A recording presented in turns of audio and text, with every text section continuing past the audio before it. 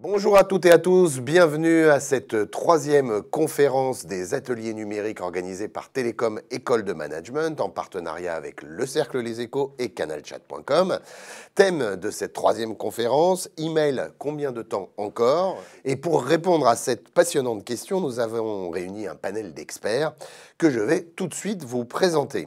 Tout d'abord, honneur aux dames évidemment, à ma droite, Anouk Adro, vous êtes maître de conférence en système d'information à Télécom École de Management et vous êtes plus spécialement tourné vers les situations de crise, l'usage des nouvelles technologies en situation de crise.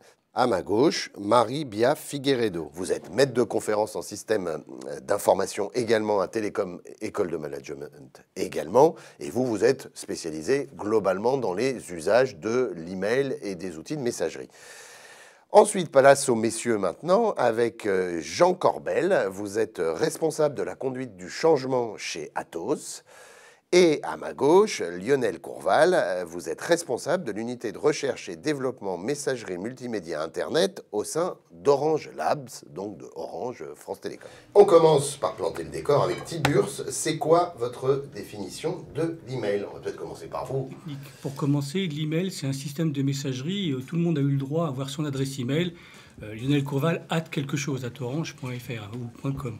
Donc voilà, pour moi, c'est une technique. On est passé de la messagerie où on avait les pigeons qui transportaient des messages sur leurs pattes, les fumées même. ou les fumées, ou les sémaphores. On est passé après à des messageries un peu plus complexes du style IS-400. Ce sont des messageries qui étaient très compliquées à mettre en œuvre, à quelque chose qui a révolutionné, qui a été l'email, parce que simple et aussi universel, puisqu'on a pu communiquer la terre entière avec ce système et avoir de plus en plus de produits qui étaient capables de s'interconnecter. Donc l'email, pour moi, si on regarde, c'est un peu cet usage de la messagerie simple à utiliser que tout le monde peut maîtriser. Pour accomplir notre transformation, nous voulons être une entreprise zéro email en interne. Ça n'est pas contre le protocole SMTP. Nous parlons bien des usages et de la culture dans ce domaine-là, mais pas du tout, évidemment, de l'objet technique. Et c'est là qu'on pourra revenir après quand on parlera d'usage. D'accord, c'est parfait. Une question de Marianne. Est-ce que trop d'emails a un impact néfaste sur la productivité des collaborateurs dans une entreprise? Merci. Je peux peut-être prendre Allons-y. ça. Donc notre patron se soit exprimé en février l'année dernière et qu'on ait découvert sa vocation d'exterminer l'email à l'intérieur de l'entreprise. On a commencé à raffiner le sujet, à étudier. Nous avons étudié quelques milliers de nos collaborateurs de manière volontaire et ce qu'on a trouvé, c'est probablement 3 choses en résultat direct et puis quelques conséquences. Première chose, en moyenne, les collaborateurs que nous avons sondés ont environ 70 emails par jour. Passent en moyenne de l'ordre de 2 heures par jour à traiter leurs emails. Ça, c'est des faits bruts. Une fois qu'on a ça, qu'est-ce qu'on en tire? Si vous me permettez d'être très franc, pas grand-chose. Simplement qu'une partie significative du temps de travail est occupée par cet outil. Et la question qui vient derrière, c'est est-ce que c'est la meilleure façon d'employer son temps? Et là, on leur a carrément posé la question. Et là où ça devient très amusant, c'est que 80% de nos collaborateurs sondés, 2000 personnes à peu près, nous ont répondu « Non, ça n'est pas la meilleure façon de passer mon temps. Je passe trop de temps au détriment de mon activité technique, de mon activité de manager. » Et quand on prétend s'appeler des business technologistes, on ne peut pas avoir un petit panneau en dessous de chacun de nos collaborateurs, attention, email méchant ou j'ai peur de mes emails. Le mail permet d'échanger, le mail permet de descendre des informations, passer des commandes des supérieurs à une personne qui est inférieure, mais aussi elle permet... Et elle a permis de collaborer. Et je pense que c'est là que le bas commence à blesser, c'est qu'on ne peut plus travailler de cette manière-là, avec des échanges de documents où la personne modifie le document, renvoie le document reste dans la messagerie. Je pense que là, on voit la limite de cet outil, et je pense qu'il faut qu'on remplace cet outil messagerie à ce moment-là par des outils plus de collaboration. Et donc ça, c'est important. Que ce soit de la collaboration ou de l'échange en passant avec de la voix, des tableaux blancs, de la collaboration sur des documents où on partage en même temps le document et le conserver en dehors de la messagerie. Dans des situations critiques, ça pose des vrais problèmes parce que des choses qui étaient cruciales, des besoins qui étaient cruciaux sont restés sans réponse, mais les emails ont été envoyés et on a répondu à un email. Donc il y a un décalage parfois entre ces deux choses. Moi, effectivement, je suis assez d'accord avec ce qui a été dit, c'est-à-dire que le lien, l'établissement d'une corrélation claire entre l'usage et l'usage intensif de l'email, le temps qu'on y passe pour les traiter et la productivité au travail, à mon avis, c'est très hasardeux d'essayer de le chiffrer et de dire qu'effectivement, ça suscite des pertes de productivité. Et ce raisonnement en termes de productivité pose problème. Je crois que le premier, c'est que ça revient à sortir de ce que l'on considère comme du travail, la communication, et notamment la communication par mail. Or aujourd'hui, et ça on le sait depuis de très nombreuses années, un manager, qu'est-ce qu'il fait 80% de son temps, c'est de la communication, de la coordination, du suivi. Non, parce que si, excusez-moi d'être un peu caustique, mais si vous supprimez les mails comme votre patron souhaite et les réunions, je pense que plus personne ne fait rien.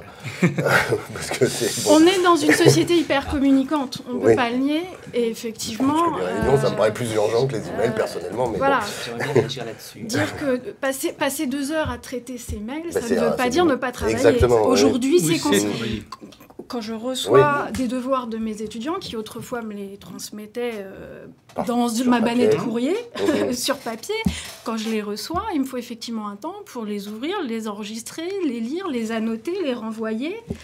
Je ne considère pas ça comme un non-travail.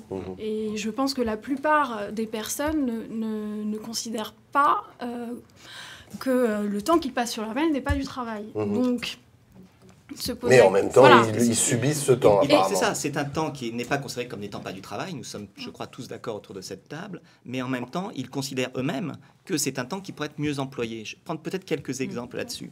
Rapidement, très rapidement. Évidemment, les réunions sont un temps pas forcément optimal. Pour autant, une réunion de 5 minutes le matin d'une petite équipe sur le plateau est beaucoup plus efficace que 50 emails envoyés point par point avec les pertes d'informations. Donc au contraire, je crois que sortir le manager qui manage soigneusement derrière son écran et le remettre au cœur de son équipe, on tue une des pathologies associées à l'email. C'est pas la faute de l'email en tant que tel. Il ne faut pas être manichéen, si j'ose dire. L'email n'est pas une création diabolique. Nous lui avons apporté un certain nombre de torts. Alors, on va poser des questions un peu factuelles sur lesquelles c'était tout à fait bien de s'étendre sur cette première question très générale. Et là, on va rentrer dans les détails. Je pense qu'on sera plus rapide sur chaque question. Donc, la première qui est assez simple. Combien d'emails sont envoyés chaque jour dans le monde? Alors, quelle est la réponse? Il y a un côté question pour un champion. Je sais que l'ADEME avait fait un rapport sur les mails, sur le coût écologique des mails. Je crois que la prévision pour 2013, c'est 507 milliards de mails dans le monde. Nous, on est à 1 milliard par an. 1 milliard par an dans votre groupe. Rien que pour nous. Et d'après l'ADEME, dans une entreprise, 200 personnes, un utilisateur va recevoir à peu près 60-70 mails par jour et va envoyer 33 mails par jour. Et je pense qu'on peut compléter ça aussi. C'est intéressant, parce que ça veut dire qu'il y en a quand même. Il y en a 37 qui partent dans la nature et qui ne servent à rien. Mais on peut compléter ça par l'envoi aussi de messages dits courts, des SMS qui maintenant sont de plus en plus utilisés. Et les gens n'envoient plus de mails avec la messagerie mobile. La messagerie mobile maintenant a pris le dessus. Ça peut donner une idée pour d'autres conférences plus tard. Si on renouvelle ce cycle de conférences, on va parler des SMS. Alors là, il faudra encore une fois, je répète, des spécialistes plutôt, des ados. Je pense que ça serait très intéressant parce qu'en effet, on ne parle pas de supprimer les emails pour les remplacer par une solution unique. Quand nous, on parle de remplacer l'email en interne, c'est par un continuum entre un outil de messagerie unifié instantané, un outil de collaboration et un outil de gestion de la connaissance stable. Et l'email, l'un de ses problèmes, c'est justement qu'il traitait le tout. Et c'est pour ça qu'il y en a autant, et c'est pour ça qu'il y en a beaucoup auxquels on ne répond pas. Parce qu'ils sont juste une information, et sauf à bêtement, entre guillemets, vouloir être poli et dire juste merci, ce qui n'est pas un email très très utile, on n'a vraiment pas besoin d'accusé réception. On s'en parle de ceux qui ne servent à rien. Il y a un autre point aussi à voir, c'est qu'on s'enferme dans des sortes de silos. On sait que la messagerie, c'est quand même un environnement fermé, et ce qu'on souhaite faire, c'est un peu déborder. Lorsque je reçois un message, je peux répondre par faire une réunion, je pourrais faire un message vocal. Et je pense que là, les produits, alors il y a des grands constructeurs ou des grands qui fournissent des produits où on voit on peut faire de l'IM, on répond à un mail Voilà, par c'est un quoi, IM et autres. C'est quoi l'IM? C'est Instant un messaging. voilà, Le chat. qui permet de faire du chat et qui permet de... Et je pense que c'est ça aussi, on est enfermé dans des silos de messagerie et on souhaite un peu déborder ça, et aller vers autre chose. Excusez-moi de vous... parce que normalement, c'est pas moi qui pose des questions, mais de vous interpeller. Est-ce que c'est pas votre problème à vous, ça? Je reprends, alors, c'est-à-dire à vous, experts, c'est-à-dire que vous dites les gens s'enferment dans des silos, je crois pas. Je reprends mes exemples de jeunes, parce que eux, pour eux, c'est spontané de se servir ce genre de choses. Moi, je vois très bien que, justement, vous parlez d'instant messaging, les jeunes sont très vite passés, ils ont abandonné très vite MSN, ils sont passés à Facebook, ça leur a posé absolument aucun problème.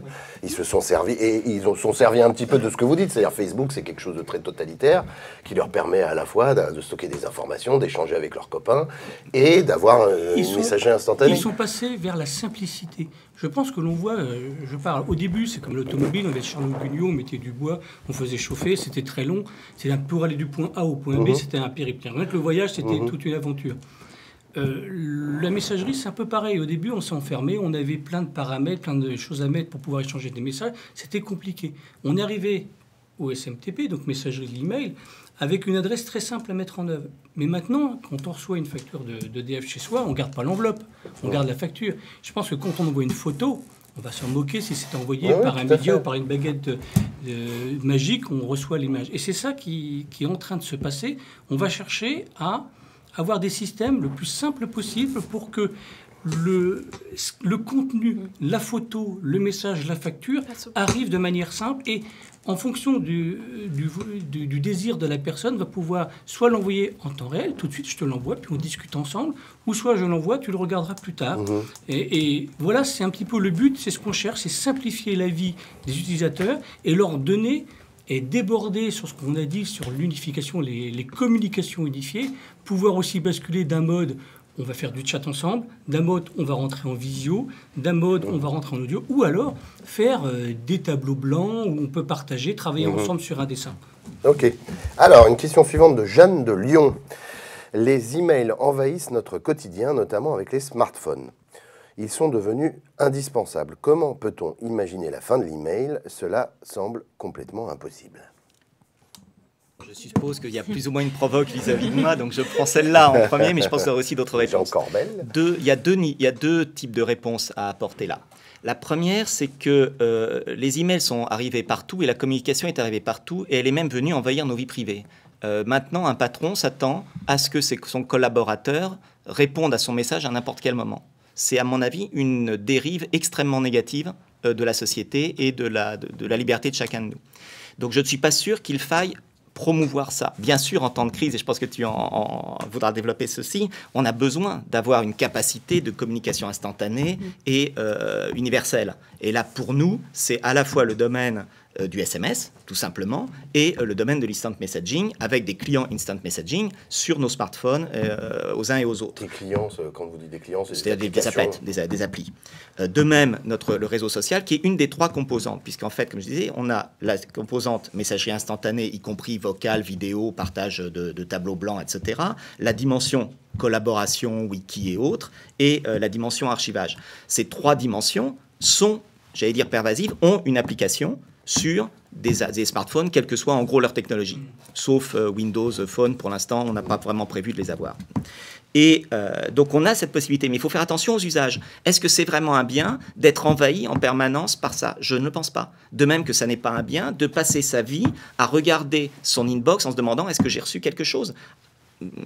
Mieux vaut probablement, en tout cas la discipline que nous promouvons et que nous avons mis en place pour beaucoup d'entre nous, c'est je vais la voir 4 ou 5 fois par jour, pas plus. Par contre, évidemment, s'il y a une urgence, je reçois un SMS ou un instant message et là je vais regarder, bien évidemment. Quand on voit les réseaux sociaux, on s'aperçoit qu'ils sont toujours l'écran allumé avec la position et les personnes mais c'est parce qu'ils sont un peu généralistes, les réseaux sociaux.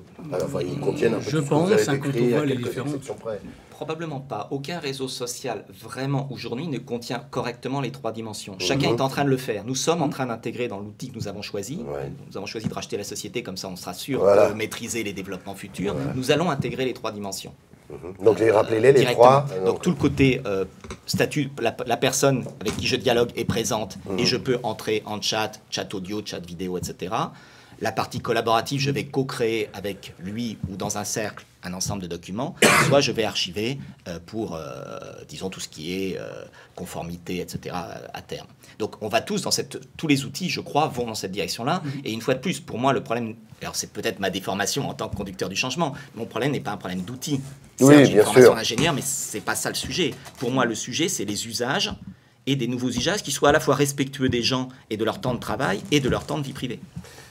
Alors, une question de Petro. La messagerie instantanée, c'est comme un échange d'emails? Non. Alors là aussi, soyons rapides pour redéfinir les choses très, très simplement. Non, pas tout à fait. Dans la messagerie instantanée, on s'attend plutôt à un échange. Alors, il y a des gens qui font du SMS et qui font un petit peu du lien avec le SMS. J'envoie un message, c'est plutôt de l'instantané. Ouais, enfin, les SMS instantanés. Oui, mais bon, on chiant, s'apparente un là. peu à ça, oui, d'accord, mais ça fonctionne quand même un petit peu de cette manière. Quand on parle de mail, c'est plutôt l'asynchrone, on envoie un document, il arrive, il est déposé dans la boîte aux lettres. Alors, bien entendu, on a des systèmes qui sont assez performants, qui font qu'on envoie l'email, il arrive quasiment instantanément. Normalement, c'est pas le but, hein, c'est pas le protocole qui a été développé ne fonctionne pas comme ça, c'est D'accord. pas instantané. Je vous en prie. Oui. Pour répondre, donc moi dans les cas que j'ai étudiés, donc, qui sont des cas un peu spécifiques de crise, c'était très intéressant de voir que les acteurs percevaient le SMS et l'email de manière complètement différente. Notamment l'email, en fait c'était une sorte d'arène publique aussi, où il y a cette histoire de traçabilité, c'est-à-dire qu'un mail est stocké sur un serveur et donc il y a l'idée que quelqu'un peut potentiellement retrouver cet email. Donc en fait, ça laisse une trace de l'interaction. Ouais, tout à fait. Et dans une situation de crise, c'est très important parce que ce que vous faites, bien entendu, si vous le faites mal ou s'il y a des problèmes qui se succèdent, eh bien, on peut retourner voir vos communications et éventuellement vous tenir responsable. Et donc ça, les acteurs l'ont vraiment anticipé. Donc dans certains cas, lorsqu'il est question de parler de sujets tabous, on va plus utiliser le SMS qui est presque synonyme de liberté. Personne ne pourra retrouver mon SMS. C'est beaucoup moins vrai maintenant. C'est moins vrai, mais si j'ai un téléphone personnel et j'ai un email, une boîte mail professionnelle, s'il y a un sujet tabou et que je dois absolument me coordonner, dans certains cas, ce qui s'est passé, c'est que les personnes ont vraiment privilégié le SMS. Donc, il y a cette perception et l'idée que aussi, l'email, on peut facilement forwarder, on peut facilement donc, transférer un email, donc ça reste une arène publique quand même. D'accord. Ok. D'autres choses à ajouter sur la question, que j'ai oublié d'ailleurs, mais... La différence oui, entre messagerie messagerie instantanée, oui, d'accord. Voilà. Question de Torino. Si on multiplie les outils, est-ce vraiment une simplification? Il faudra se former à chacun de ces outils, il faudra les mettre à jour, il faudra qu'ils soient compatibles. N'est-ce pas au contraire se compliquer la vie? Allez-y. Alors, c'est vrai que ce souhait de progrès nous invite toujours à inventer de nouveaux outils en espérant de nouveaux usages et simplifier la vie des gens qui vont l'utiliser. Et bien souvent, on imagine qu'il va y avoir un phénomène de substitution. C'est-à-dire qu'on va mettre en place de nouveaux outils, a priori plus pratiques à utiliser, plus faciles à utiliser, qui vont simplifier les choses et qui vont remplacer des anciens. C'est un peu la question que l'on se pose aujourd'hui sur l'email. Est-ce qu'on va réussir grâce aux réseaux sociaux, aux blogs, au 2.0, à substituer en partie les usages qu'on observe aujourd'hui sur l'email. Et les études aujourd'hui montrent que malheureusement, il y a davantage un effet d'empilement. C'est donc certains appellent l'effet millefeuille d'ailleurs. Un phénomène d'empilement des outils plus qu'un réel effet de substitution. Et qu'au final, pour simplifier, les gens finissent par retomber quand même sur la seule application facile d'utilisation et surtout suffisamment universelle, qui est l'email, et qui centralise finalement les informations disponibles sur l'ensemble des outils, puisqu'aujourd'hui, dès qu'on reçoit, je ne sais pas, un message sur Facebook, on est alerté par mail, dès qu'un document est déposé sur une plateforme collaborative... Excusez-moi de vous couper, mais c'est pile poil, ça tombe pile poil dans le fil de votre de ce que vous dites. Mystique demande, prévoyez-vous la fin de l'email à quelle échéance? Donc ce que vous disiez, apparemment, on n'y est pas encore. La fin de l'email, je crois même... Voilà, après, symétrique. La fin de l'email, peut-être l'email en tant que dispositif technique tel qu'on l'a connu il y a quelques années, peut-être. Mais le principe d'une messagerie de l'écrit, enfin une messagerie écrite, peut-être qu'elle va être incorporée à des plateformes collaboratives, changer dans les interfaces. Oui, ça va peut-être changer à ce niveau-là, mais je crois qu'on continuera d'avoir besoin d'un système qui permette d'envoyer de l'écrit et de tracer les choses. J'ai juste un point, très rapidement. L'aspect social et l'aspect des utilisateurs est important. On a vu, à un moment donné, on a fait des travaux sur les messageries unifiées. Un messagerie unifiée, on a plusieurs messageries et on voulait tous les mettre un peu au même endroit pour simplifier. C'est une grave erreur. Les gens, ils ont différentes personnalités et ils préfèrent gérer la différence. Avoir une messagerie personnelle, une messagerie où ils ont tel profil expert, telle messagerie... Donc là, on voit bien qu'il y a une différenciation et les gens préfèrent peut-être empiler que d'avoir un couteau suisse qui fait tout, mais peut-être tout pas bien. Oui, donc, ils préfèrent avoir un réseau social où sont avec les amis, ils peuvent se lâcher, avoir des photos, et à côté, quelque chose de plus institutionnel qui permet d'envoyer à son futur patron un CV ou de communiquer avec la banque.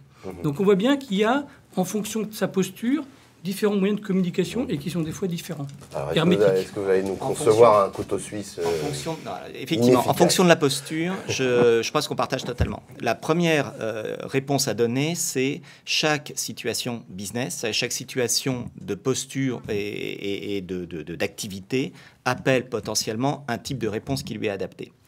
Je suis complètement d'accord avec ce que vous avez dit. Et c'est le paradoxe, je suis d'accord avec vous deux, bien que vous ayez dit sur un point une chose un peu divergente.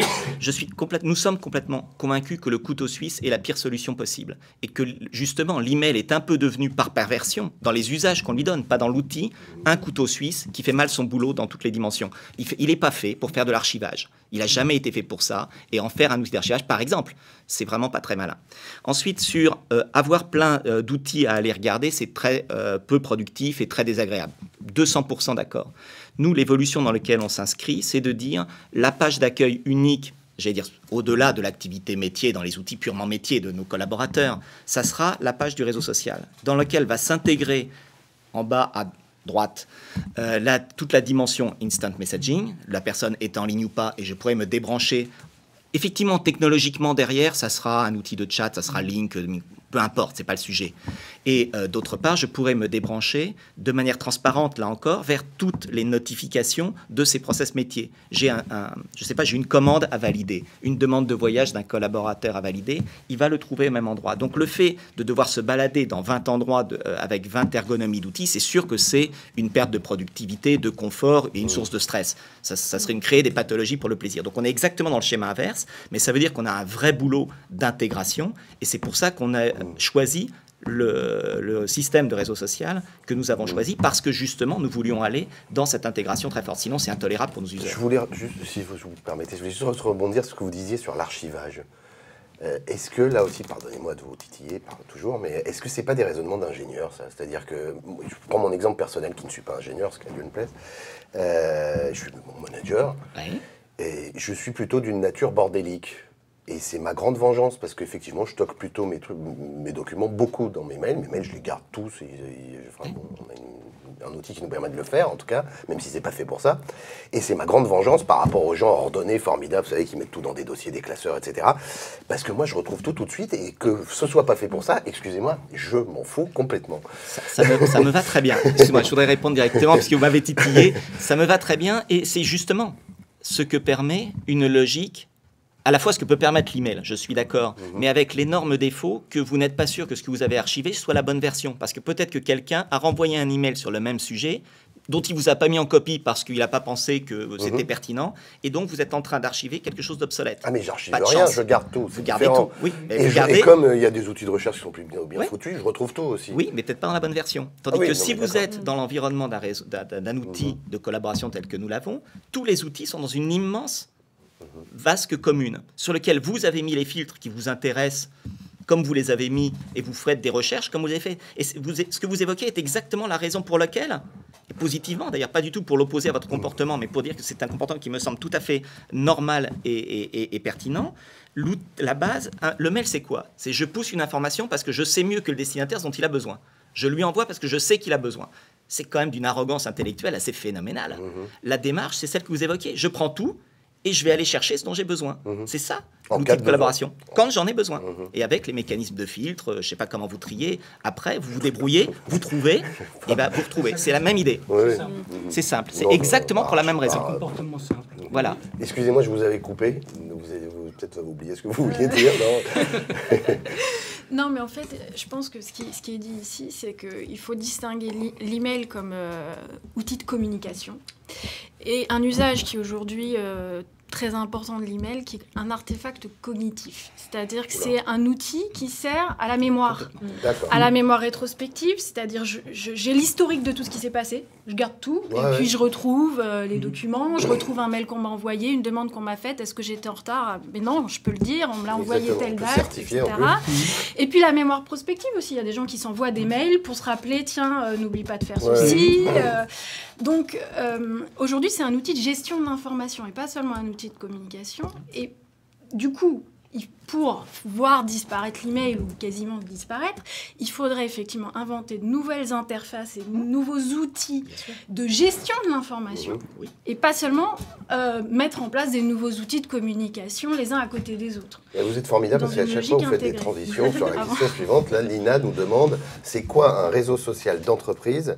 Quelles sont les fonctionnalités prévues? C'est exactement ça. Par cas, donc, on va peut-être pas le remplacer complètement, mais qu'est-ce qui pourrait apporter une modernisation? Un réseau social d'entreprise en général, je ne sais pas, donc je vais parler de ce que je connais, ce que nous avons nous choisi de déployer.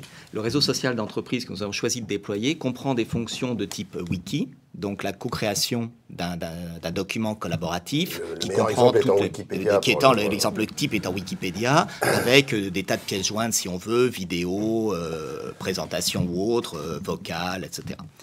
Deuxième usage intégré, parce qu'effectivement la multiplicité des outils c'est parfaitement insupportable, et je reviendrai sur une autre raison, c'est tout ce qui est gestion de tâches. C'est-à-dire je peux créer des tâches, allouer des tâches à un cercle, à une communauté de ce réseau social, ou à une personne. Donc ça c'est une deuxième dimension. C'est du travail collaboratif. Mais oui, c'est du travail collaboratif, parce que je peux transformer un document en une tâche de type, par exemple, veuillez valider ce document pour telle date.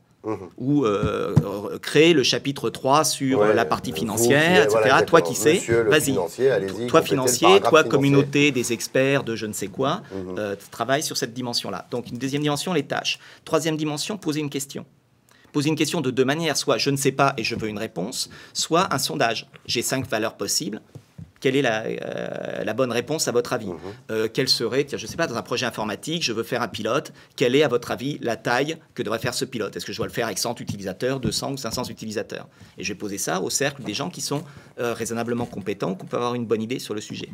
Donc j'ai un certain nombre d'outils, donc le questionnement. J'ai aussi une gestion enfin aujourd'hui on appelle ça l'idéation, je trouve le mot pas très joli. En gros, soumettre une idée. Il me semble que ceci serait une bonne idée, qu'en pensez-vous? Et mon cercle va répondre, je trouve que c'est une bonne idée, j'ai pas vraiment d'opinion, je pense que c'est une mauvaise idée, et vous permet d'argumenter. Et derrière ça, vous avez un système de statut qui dit que je passe de l'idée soumise à l'idée étudiée, l'idée mise en œuvre ou l'idée rejetée. Donc c'est tous ces composants que je trouve, plus une notion de statut, du message court qui dit tiens, je suis en train de travailler sur tel sujet, ce qui peut intéresser quelqu'un. Et j'ai juste mis peut-être le pivot, qui est le profil de la personne, qui va permettre de retrouver à l'intérieur de l'entreprise les experts de tel ou tel domaine. Donc c'est tout ça que je trouve dans le réseau social. Et pour conclure, le réseau social, ce n'est pas un outil pour réseauter, pour networker en merveilleux français, c'est un outil pour collaborer. Et donc c'est sûr qu'à lui seul, il ne suffit pas, mais en y intégrant, et j'insiste sur le mot intégrer, les fonctions d'instant messaging, s'appuyant sur ces éléments permettant de retrouver, j'ai quelque chose d'assez confortable. Je pense que le point important qui a été dit, c'est vraiment l'aspect social, les personnes autour d'un réseau qui vont avoir des expertises en entreprise qui nous permettent de retrouver plus facilement une personne qui va pouvoir gérer telle action, telle chose, retrouver aussi un groupe de personnes qui va être en mesure de travailler sur un domaine.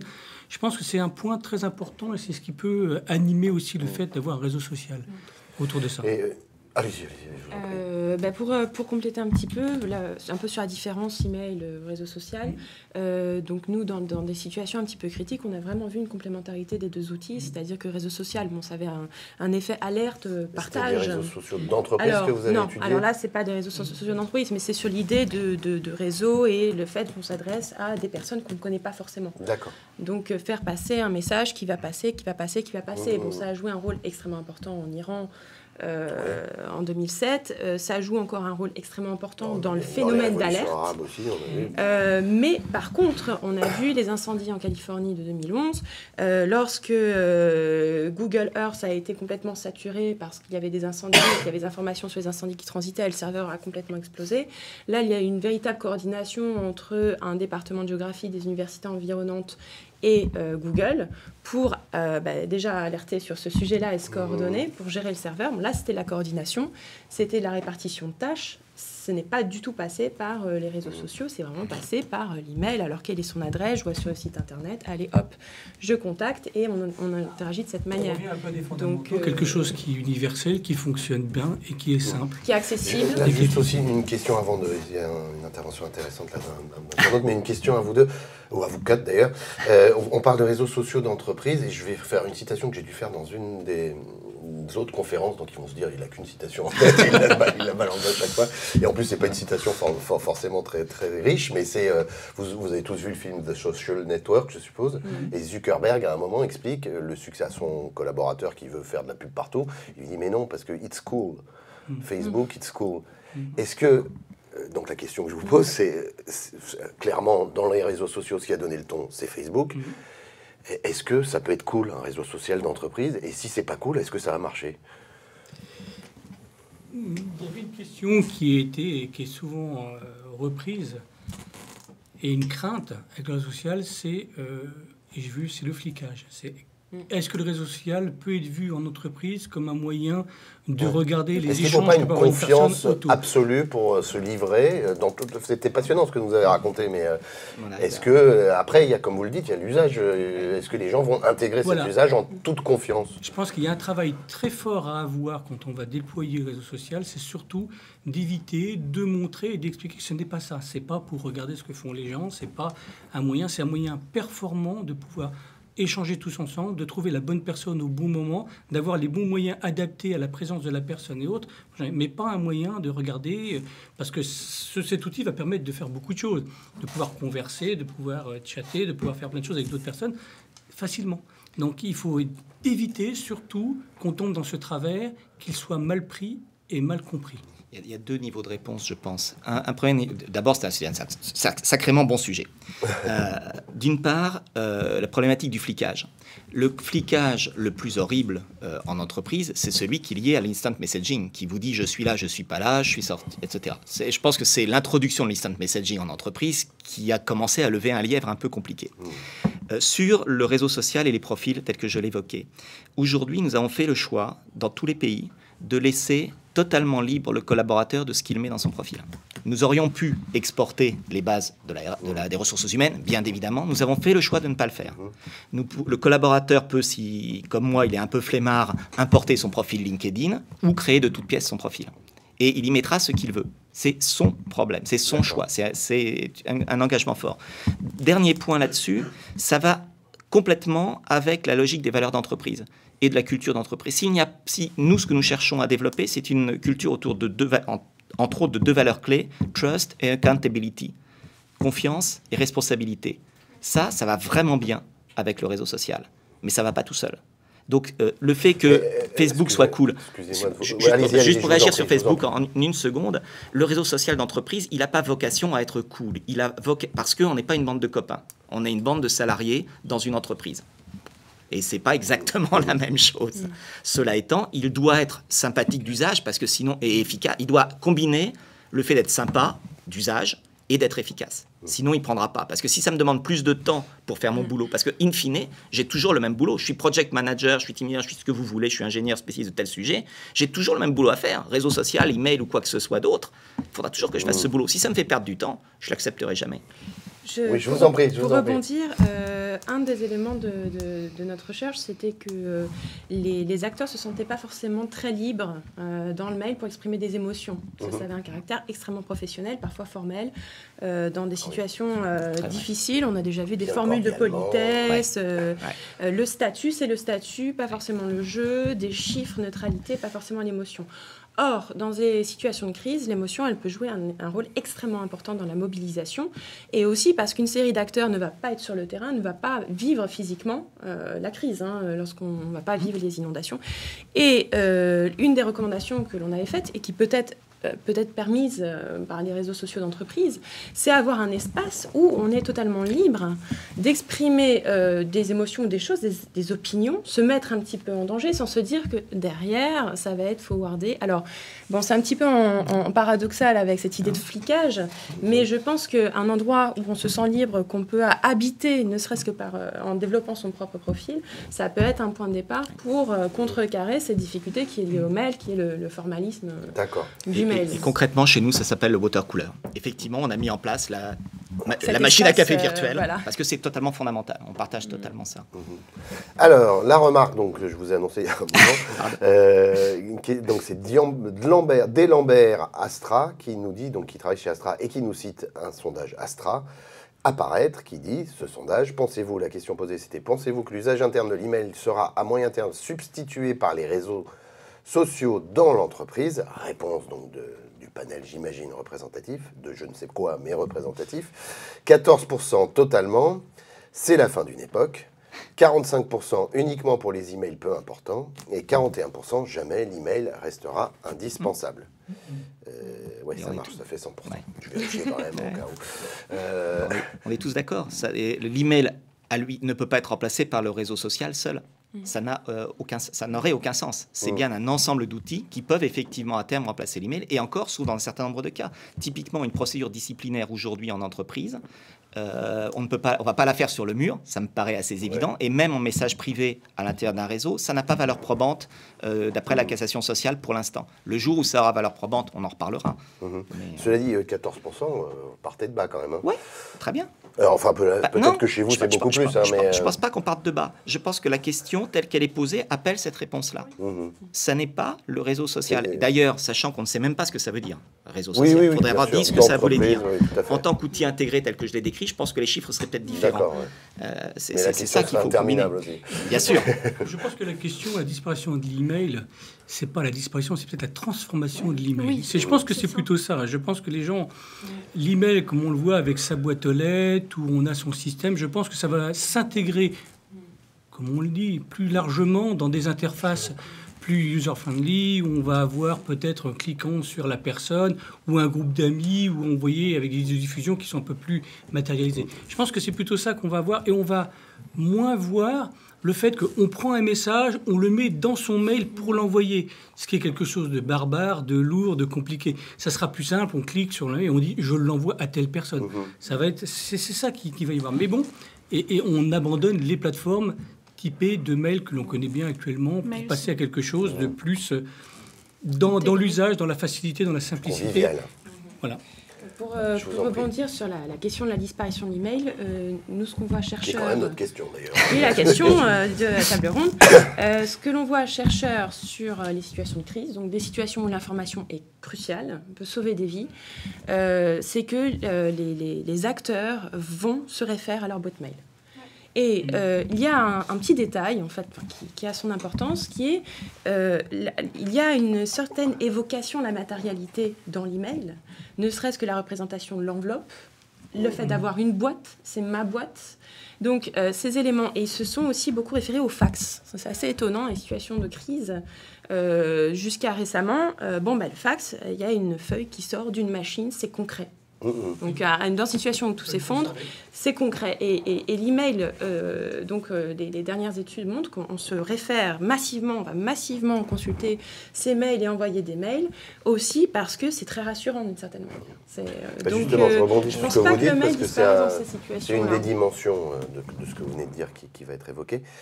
Donc, une double question. D'abord, Séverinité qui demande, dans le cadre de son travail, quelle est la valeur juridique des échanges de mails, et Pierre qui nous demande quid de la valeur juridique, cette fois du 2.0. Verra-t-on un nouvel appareil juridique pour appuyer cette utilisation en entreprise? C'est que le jour où les juristes y mettront, on sera passé à autre chose. Hein, mais je pense que la réponse est facilement oui, mais il faut laisser du temps au temps. La question de l'imputabilité d'un mail et notamment du fait de savoir est-ce que ça peut servir de preuve dans un contentieux. Oui, dans certains domaines où la preuve est libre. C'est-à-dire qu'on peut prouver les faits par tout moyen. D'accord. Et c'est le cas dans le droit du commerce, c'est le cas en droit pénal, dans certains domaines du droit civil.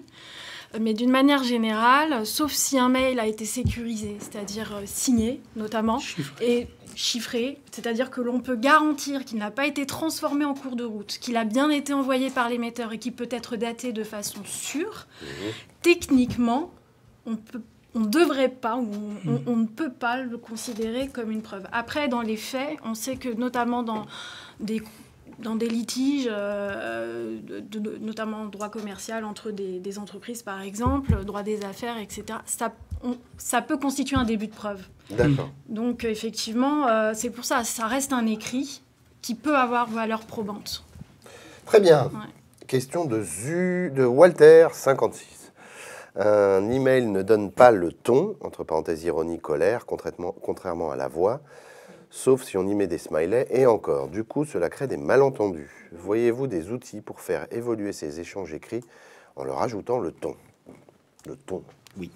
Je pense que la visioconférence et le téléphone existait il y a déjà quelques temps et marche quand même toujours pas mal. Orange, d'ailleurs, est un grand fournisseur de téléphonie qui fait ça très bien. Mais est-ce que la voix est pas en...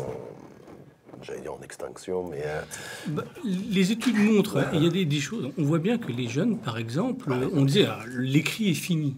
Pas du tout. Le téléphone, on prend des forfaits, c'est le SMS, et les gens envoient que des messages. Pourquoi? Parce que je pense que dans la voix, c'est l'instant. Tout de suite, on ne peut pas dire la même chose, on est comme tout de suite en direct. Il faut éviter de se tromper, on a un peu peur, et puis quand c'est parti, c'est parti. Tandis que l'écrit, on peut revenir dessus, le corriger, le modifier. Et il y a aussi un phénomène pour les jeunes qui est... On n'est pas embêté. C'est nous qui décidons de notre temps. Je l'envoie, je vais répondre si je veux. Ah, il répond pas. Mais au moins, c'est pas l'instant. Tandis que de l'autre côté, on appelle, la personne répond. Et là, on est obligé de parler, on est obligé de dire quelque chose. Et là, on peut pas... Les émoticônes ou tout ce qui est pour mettre « je suis content, je suis pas content », c'est très largement utilisé dans les SMS, même dans les IM, parce que ça peut donner une humeur. Mais on voit bien que c'est de plus en plus, ça déploie de plus en plus. Donc le message écrit... Je dis bien, pas la messagerie, le message écrit a vraiment beaucoup d'avenir. Hein. C'est vraiment quelque chose qui est déployé. C'est vrai que d'un point de vue des études et des recherches qui ont été faites, il y a eu une théorie dans les années 80-90 qui ont assez vite montré que l'email, notamment, et les médias de l'écrit d'une manière générale, étaient assez inadaptés à certains types de tâches. Et notamment des tâches où on devait se transmettre des informations complexes, ambiguës, et qui nécessitent de l'interaction et un ajustement très très rapide, quasi instantané finalement. Le fait que quand je parle, il y ait un signal dans mes yeux, dans ma gestuelle, qui montre est-ce que tu as compris, est-ce que tu n'as pas compris ce que je voulais dire, peut-être j'ai été maladroit, alors je me reprends et j'affine. Tout ça, ça n'existe pas dans le mail. Alors effectivement, on peut enrichir avec des smileys qui permettent de lire entre les lignes. Il y a un vocabulaire aussi. Oui. Mais c'est vrai qu'on considère classiquement que le mail est un média pauvre. Après, tout dépend en fait de la façon dont on l'utilise, tout dépend du fait est-ce qu'on communique avec quelqu'un avec qui on a un contexte de travail ou un contexte de vie partagé. Et donc on comprend, on est capable de lire entre les lignes ou pas. Et la question qui est posée là derrière par rapport justement à l'ambiguïté et au fait que derrière parfois ça peut vite dégénérer par mail. Hein. On connaît tous des échanges ping-pong qui partent assez rapidement en conflit. C'est qu'effectivement l'email est assez pauvre. Il ne véhicule pas tous ces signaux. J'ai juste une remarque. Est-ce que c'est pas un faux problème? Moi j'ai développé un système pour les personnes malentendantes qui permet de transcrire des réunions à l'oral, comme on est là, et tout est transcrit par écrit par des personnes qui tapent vite. Hein. Et j'avais proposé à ces personnes de pouvoir rajouter des émoticônes, pour dire il est content, il n'est pas content, et le ton. Et on m'a dit que ce n'était pas une priorité. C'est-à-dire que les gens qui sont malentendants, qui sont déficients auditifs, lorsqu'ils suivent une réunion en entreprise, et il y a quelqu'un qui parle, ils n'expriment pas en priorité le besoin d'avoir, il est content, il n'est pas content, parce que par l'écrit, par l'ensemble des phrases utilisées, ils arrivent à sentir le ton. Ils commencent et donc c'est quand même quelque chose qui... Et ils font des réunions téléphoniques avec ce système-là et ils suivent des conversations. Ils n'entendent pas du tout. Et ils n'ont pas ce besoin d'avoir actuellement en priorité des émoticônes. Alors, je voulais, Je vous en prie. pour clore le sujet, j'avais 2 points à peut-être un petit peu en répétition. On parle de malentendu avec l'email. Je crois qu'il y a quelque chose de très important, c'est que c'est traçable et que lorsqu'il y a beaucoup d'acteurs qui s'envoient des emails, ça permet quand même, dans une certaine mesure, une narration des processus qui n'est pas forcément possible par téléphone. Donc ça, on parle de malentendu, mais en termes de coordination, il y a un point positif de l'email quand même. Bon, au téléphone, on va appeler beaucoup de personnes différemment, on ne va pas forcément donner le même message, donc ça peut aussi provoquer des malentendus. La deuxième chose, c'est que finalement, dans un email, on interprète énormément. Donc ça, cette dimension interprétative, elle est inévitable et il y a même des études qui parlent du silence. C'est-à-dire que lorsqu'on ne répond pas à un email, le silence, le fait de ne pas répondre à un email, va être interprété par l'interlocuteur. Donc d'une certaine manière, on s'en sort jamais. Je passe ma vie à interpréter parce que c'est quand même la réponse la plus fréquente. Mais ça veut dire quelque chose d'important, c'est que aussi les utilisateurs développent des stratégies de communication. Donc l'email n'est pas, bon ça on s'en doutait tous, mais n'est pas juste un envoi d'informations, c'est que derrière il y a une vraie stratégie, des pratiques de communication avec des objectifs conscients, inconscients. Et donc on peut parler de malentendus, mais il faut voir aussi en perspective cette dimension interprétative et puis l'apport de narration, quoi. Ça crée une histoire entre plusieurs personnes. Et la conversation, le suivi de conversation maintenant qui a été introduit dans les différentes messageries permet aussi de rajouter un petit peu à ça, où on peut avoir les canaux, la conversation 1, 2 ou 3 avec telle personne qui arrive. Mais le départ en vrille que vous évoquiez est l'effet quand même le plus manifeste de ce genre de... Une des pathologies. Le reflet de l'atteinte. Mais Exactement. Juste, je voulais revenir, on nous dit de revenir sur la question de Pierre, et c'est vrai qu'on n'y a pas répondu, sur la valeur juridique du 2.0. On a parlé de l'email, mais pas du 2.0. Verra-t-on un nouvel appareil juridique pour appuyer cette utilisation en entreprise? J'avais essayé de répondre en un mot de demi-boutade qui était oui, forcément, mais ça va prendre du temps. Je voudrais juste rajouter un point sur tout ce qu'on vient de dire. Attention, il ne faut pas imaginer en plus le problème franco-français. On est quand même un petit îlot au milieu d'une grosse planète. Ouais. Les droits n'évoluent pas à la même vitesse et de la même façon dans tous les pays. Donc un certain nombre de choses ont valeur probante dans certains pays, ne l'ont pas dans d'autres, sont possibles dans certains pays, ne l'ont pas dans d'autres. Le programme Zéro Email, on le déploie aujourd'hui dans 49 pays où nous opérons directement avec des collaborateurs. Je pense qu'on doit être le spécialiste mondial du droit de l'email dans ces pays et de la privacy associée. C'est une horreur absolue que de reconnaître ça. Donc le droit évolue, mais beaucoup plus lentement, comme vous le disiez, à sa vitesse. Donc on va attendre dans la plupart des pays les jurisprudences venant des équivalents des cassations, pour répondre très court. Question de Zuba, les mails perso doivent-ils être interdits dans l'entreprise? Je peux répondre, si vous voulez bien, sur... Je suis très ambigu là-dessus, à vrai dire. Je déteste la réponse que je vais faire, qui est « oui, ils doivent l'être si vous voulez pouvoir opérer en Allemagne ». Le Telecommunication Act allemand pose d'énormes problèmes si vous mélangez mail perso et mail professionnel dans le mail d'entreprise et peut vous conduire à de vraies difficultés de déploiement. Donc, en France, à mon avis, non. Il y a toutes les raisons du monde de mélanger, et c'est pas grave. La jurisprudence est claire dans ce domaine-là. Dans d'autres pays, ça serait une catastrophe. Non, mais là, c'est une réponse juridique que vous apportez, mais en termes d'usage, en termes de... En termes d'usage, si ça vous envoie en tôle, je vous dirais évitez quand même. Hein. En termes d'usage, je peux prendre la main. En termes d'usage, Orange travaille très largement sur tout ce qui est le contexte pro-perso. Parce que le contexte pro-perso, on voit aux États-Unis aussi, bring your own device. C'est-à-dire qu'aussi, on s'aperçoit aussi maintenant que ils ont des gens qui ont des PC qui sont plus évolués que le PC que peut mettre l'entreprise à disposition, ou ont un téléphone qui est le dernier téléphone, dernier cri. Et bon, ça serait dommage de ne pas pouvoir y mettre dessus, parce que les gens ne veulent pas avoir 2 terminaux. Oui, bien sûr. Donc, mettre le terminal pour l'entreprise et pour la maison en même temps mélangé. Donc, je pense que là, il y a un gros travail qui est de regarder comment on peut à la fois faire cohabiter le pro et le perso sur des mêmes équipements, mais de manière assez essentielle. Alors, bien entendu, quand on a un téléphone d'entreprise, l'entreprise d'un téléphone, on peut en avoir 2, un pour téléphone d'entreprise. Donc, certaines entreprises proposent d'utiliser ce téléphone dans les 2 cadres. C'est plus simple, parce qu'il préfère donner avoir un fil à la patte à l'employé, et donc il lui permet de pouvoir téléphoner avec. Et je pense que le pro-perso, c'est aussi un des challenges qui va nous arriver en termes pour la messagerie et pour l'avenir, c'est avoir respecté ce partage plus pour les personnes que pour l'entreprise, parce que c'est aussi quelque chose d'enjoueux. Neuron est un des 9 programmes que nous menons, avec Zéro Email étant un de ceux-là, sur effectivement la qualité du travail pour nos collaborateurs. Mais ça mériterait vraiment une discussion dédiée. Oui. Je ne veux pas rentrer dedans parce que c'est un très gros sujet.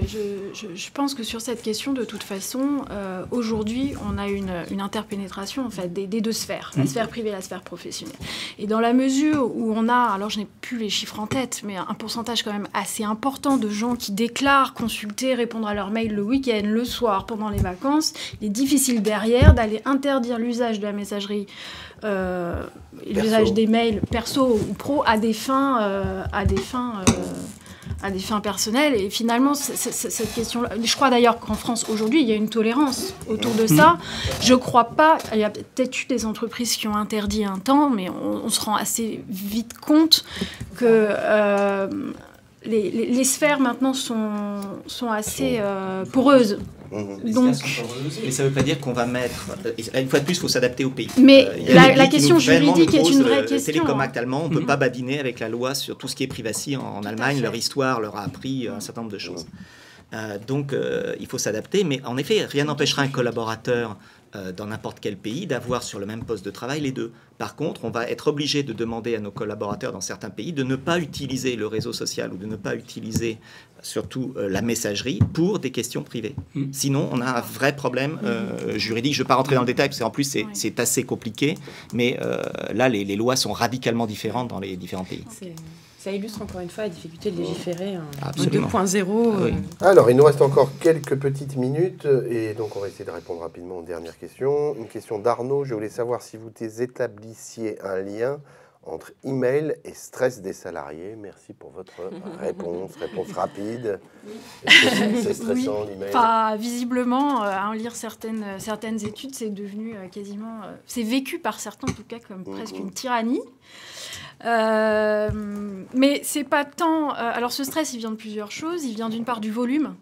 D'un point de vue cognitif, alors oui, on a la capacité de recevoir énormément d'informations, mais un cerveau humain reste un cerveau humain et on n'a pas toujours, on atteint les limites là, de la capacité cognitive, de traitement, d'archivage, de réponse, etc. Donc cette première question. Et surtout la deuxième question qui est adossée au volume, c'est surtout cet impératif de réactivité qui est adossé aujourd'hui à l'utilisation de l'email, mais d'une manière générale de tous les moyens de communication. C'est-à-dire qu'on exige une connexion et une réactivité très très forte qui devient véritablement oppressante, aliénante. Pour certains, parce que concrètement, on se retrouve avec des cadres qui sont connectés toute la journée, qui réagissent. Alors, il y a des chiffres qui le montrent assez amusants. Il y en a qui chiffrent à 2 minutes le temps de réaction à un mail. Le problème de dispersion que ça pose, parce qu'on passe du coq à l'âne toute la journée. Et en moyenne, il faut au moins une demi-heure pour revenir à une tâche quand on en a été éloigné un temps. Et effectivement, tout ça, c'est générateur de stress. Et la troisième source de stress, je crois que c'est aujourd'hui, moi, ce que j'appelle les usages un peu politiques, stratégiques de l'email. On en parlait tout à l'heure, mais le mail devient une espèce de place publique sur laquelle on prend à partie les gens, on met en copie les managers, on règle des comptes publiquement, on se protège, on se dédouane. Et ça aussi, c'est vécu comme une véritable source de stress parce que du coup, on ne sait plus ce qu'on peut mettre par mail. Parfois, on est pris à partie, donc on se sent obligé de répondre. Mais on sait en même temps que ça risque d'aller à l'escalade assez rapidement. Il vaudrait mieux en parler au téléphone, mais je ne peux pas rester silencieux. Et ce type de pratiques aujourd'hui sont véritablement stressantes. Voilà. Allez, on continue dans les questions. Sébastien Lelio, comment voyez-vous la messagerie de demain? Là aussi, très rapidement, désolé. Mais... Je vais juste un petit peu, pour compléter ce qui avait été dit. Et donc, on répond à la question suivante, qui est à peu près la même. Non, la suivante, c'est qu'est-ce qui va remplacer le mail selon vous? Ce qui va remplacer. Je pense que là, on était dans des silos, dans des systèmes de messagerie où on avait vraiment ces notions de routage. C'est-à-dire que là, on envoie un mail, un peu comme le courrier avec les centres de tri. Le mail circule, il passe d'un endroit à un autre endroit. Il utilise les réseaux. Donc ça, c'est quelque chose qui, à mon avis, est un peu révolu, va être révolu. On voit arriver des technologies comme le big data, les clouds, qui sont des endroits où les données, mais ils sont bien, on évite qu'elles circulent. Et le plus intéressant, c'est de pointer et donner la capacité à l'utilisateur d'aller lui-même aller voir sans qu'on lui envoie. Je pense que c'est beaucoup plus simple. Il va voir avec des protocoles simples, comme le protocole, alors je vais prendre un protocole HTTP. Marrant, comme il y a des, excusez-moi de vous couper, comme il y a des effets de mode, parce que c'est l'inverse du push, ce que vous dites là. Voilà, tout à fait. Alors que le push était à la oui, mode, on envoie à tout le monde, on prend tous les réseaux, on envoie, et je sais pas, moi, un gros document, on envoie à tout le monde. Et puis, on va retrouver le même document dans 15 000 boîtes aux lettres. Non, il suffit d'avoir posé le document à un seul endroit, et on donne une indication que ce document... Et la personne ne va pas voir la différence. Hein. Quand vous aviez un Minitel, à l'époque, qu'avait fait France Télécom, vous aviez le Minitel. Le Minitel, les gens regardaient, tout était dans le réseau. On se connectait, on avait un petit espace, et puis... Les PC, c'était pas un PC, c'était juste un Minitel. On revient maintenant des PC, on a des PC qui ont plus de disque dur, qui sont très simples, où on regarde à distance un document, et il n'a pas besoin d'arriver dans mon PC. On va voir la 4G qui va arriver, le LTE, qui va nous permettre d'être tout le temps connectés. À quoi ça va nous servir d'aller remettre dans notre PC des données pour encombrer des disques et faire, au niveau développement durable, plus de disques, plus d'espace, pendant qu'on peut le mettre qu'à un seul endroit et le partager. Et de cette manière-là, on va gagner en efficacité et en développement durable aussi. On va passer à un mot de conclusion de chacun d'entre vous. Là, je pense qu'on a bien ouvert vers l'avenir. Donc, je sais pas, on va peut-être commencer par mesdames. Je ne sais pas laquelle veut commencer. Moi, ce qui m'a marqué dans le débat, c'est qu'on a parlé beaucoup de pratiques. Donc, quand on parle de l'email, finalement, on parle beaucoup des pratiques derrière des attentes, des cultures organisationnelles, des contextes. Donc, finalement, la question, elle est très sur l'humain, finalement. Donc, voilà, c'est ce qui m'a marqué. Donc, c'est l'aspect humain. Oui, tout à fait. Moi, ce qui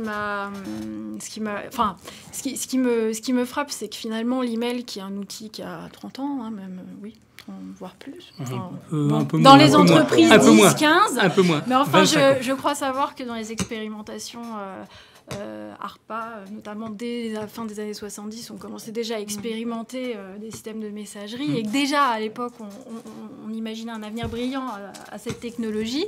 Et effectivement, on ne peut pas le nier non plus, hein. Ça a accompagné des transformations organisationnelles importantes et ça a permis une accélération de la vie sociale, de la vie économique, des rythmes de travail.